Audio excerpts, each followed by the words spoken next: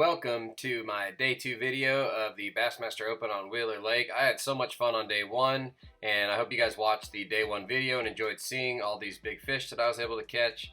It was truly a blessing to be able to put together a bag like that, running multiple patterns, and just having fun and being relaxed all day long. It was awesome. So that was a great day, and being boat 12 on Lake Wheeler on day 1 really helped me out a lot. It allowed me to run patterns and then adjust to flipping fish, and then also adjust to the grass lines that caught me a big giant one late in the day after a few good quality flipping fish, and everything just went perfect. Now day 2, the orders flip-flop in the Bassmaster Open, so I went from being boat 12 to being boat 211, which is a huge difference, and it just changed things up. I wasn't able to get on my starting spots. A couple friends of mine ended up catching a couple big ones there early in the morning, and one of them right around it caught a limit in that same area, and so you know, it just doesn't always work out in your favor as far as timing goes. But I was grateful for the day 1, and here I want you guys to see what I did on day 2 to not completely bomb the tournament, which is one of the biggest goals in a 9 tournament point series. So you're thinking about, obviously it'd be great to win one, but you got to do good in each one of these tournaments and be consistent to have a shot at making the Elite Series, which is, if I'm meant to be on the Elite Series, I know that God will put me there. So it was not an easy day, but I hope you guys enjoy and can learn from my mistakes and my successes.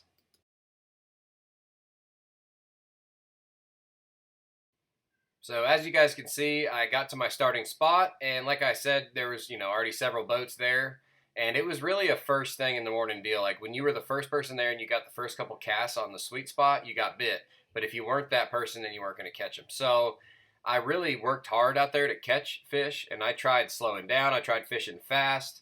I actually ran several different shell beds and grass places and bars like that, but it just was not working. Now, my co-angler did, as you'll see here in a minute, catch one nice one offshore, like a 2 1/4, 2.5 pounder, but the bite was tough, and the waves and the wind were really, really tough to handle.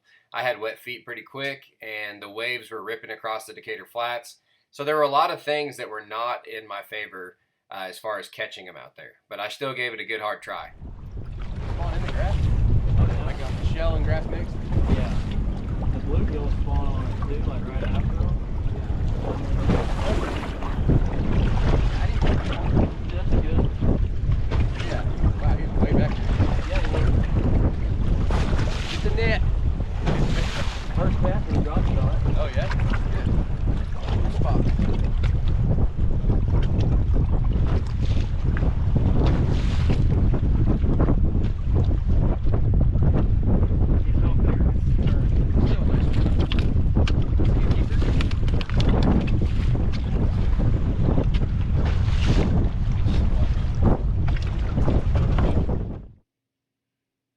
So at this point, it's 10 o'clock in the morning, and I don't have a fish, and I have not had a bite from a bass. And so I really honestly decided that it was time to punt a little bit and to go catch a limit. I knew I had a long day, but with the windy conditions, I didn't really want to run all the way down the lake and risk that. And I decided to go pull up on some barge types and bridges and to catch a limit on a Ned Meekie. And then also you'll see I made an adjustment here in a few minutes to a chatterbait willow vibe, the 3/8 ounce with a Streaks 375 on it, and filled out my limit doing that. So here is the first place that I just pulled up. I knew right across from the ramp I could get bit on a barge tie-up from a keeper, and I did just that.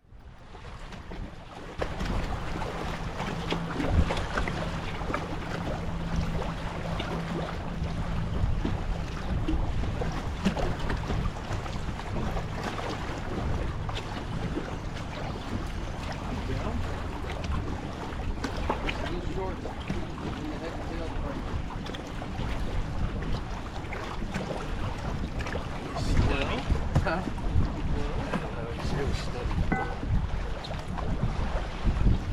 yeah. Oh, dang. That's what I'm talking about.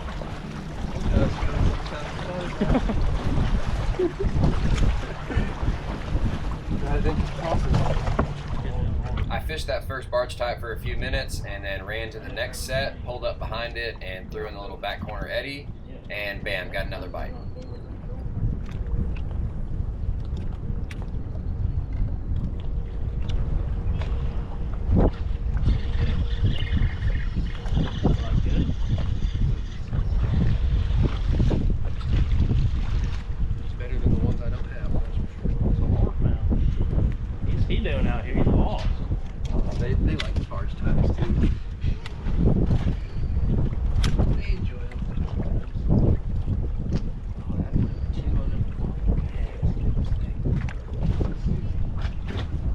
this right here was pretty cool. My co-angler Ashton was a great young man and a great young angler, and right here he throws a drop shot out on the eelgrass line on the ledge and sets the hook on a really, really good quality wheeler bass.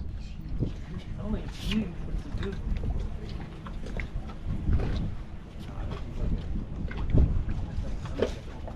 Oh my god. Yeah, he's big. I was gonna say, that's a big whale. Oh, dude. What happened? You can tell you what happened. Just happened.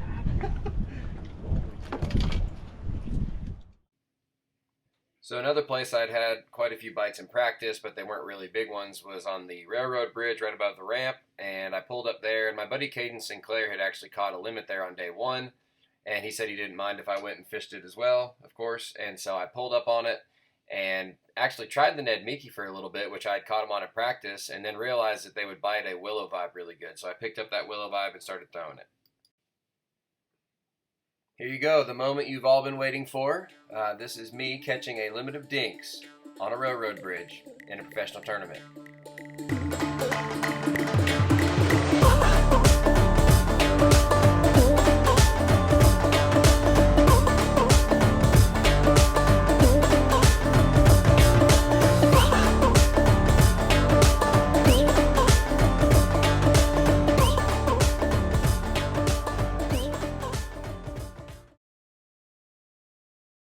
So after filling out my limit and just feeling good that at least I had 5 fish to bring to the scales, I decided to start flipping. So I flipped a bunch of cypress trees where I'd had bites in practice. I ended up running a bunch of shallow water willow grass since it was cloudy. And I knew they had to be biting in that stuff. But the weird thing is I just wasn't getting bit. And I don't feel like I was fishing too fast. Like I took my time and picked it apart. But for whatever reason, I just never ran into any good quality fish doing things that I had caught them doing in practice and on day one of the tournament. I also took some time to run that eelgrass pattern again, which caught me my big fish day one, and I had some bites doing it in practice, and I did catch, some decent fish doing it. It just was never the big bite I was looking for. I wanted one big one to jump me up there and give me a shot to make the cut. It's not very big, but it helped. On the chatter, a moving thing. Yes, sir. I've witnessed a fish getting caught on a moving thing.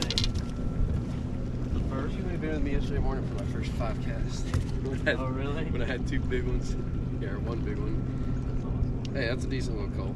Heck yeah. It's like a pound and 3/4. 170. That's over a half-pound coal, though, you know. Yeah. 5 is gone. A 130 now. That was a 1.19, number 5. So this was the 3rd time I fished this exact tree right here, and I've got a good quality bite off it the first 2 times. I pull up on it, get bit, and of course, just the way this day went, it was another little teeny one. Got bit on it.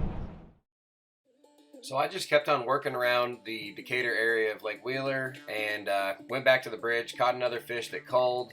Also went shallow and flipped and caught another one that culled. Ashton caught another decent one up shallow and a foot of water or less. And it just was not happening. I could not get a big bite. So I actually ended up going offshore, fishing stump rows. I was trying everything I could, and I just apparently didn't land on the right row of stumps because I heard some guys caught them on stump rows late in the day on day 2 especially. And I had practiced that in practice and not had a bite, but I had a ton of stumps marked. So I went and ran some of those 6 to 10 foot stumps, plucked them apart on live scope, never got a bite. It just was not meant to be. Like everything I did just would not catch a big fish. And I kept on rolling, kept on fishing, and I stayed calm and I tried to enjoy myself. You'll see this is that last one I was talking about where I culled right here. But sometimes it just doesn't happen. It doesn't come together. But I was grateful to salvage the day and not come in with 1 or 2 fish and actually come in with a limit. I was happy. All right, that was a tough day. I got about maybe 9 pounds if I'm lucky. And it's time to bag them up and weigh them in. I have a feeling I'm going to get paid, but barely. So it was all right. Thanks for watching, everybody. I hope you enjoyed this video, even though I didn't catch any big ones. And I did move up to 12th place from 18th place in the Open's AOY standings. So stay tuned for the next event on Eufaula, Oklahoma.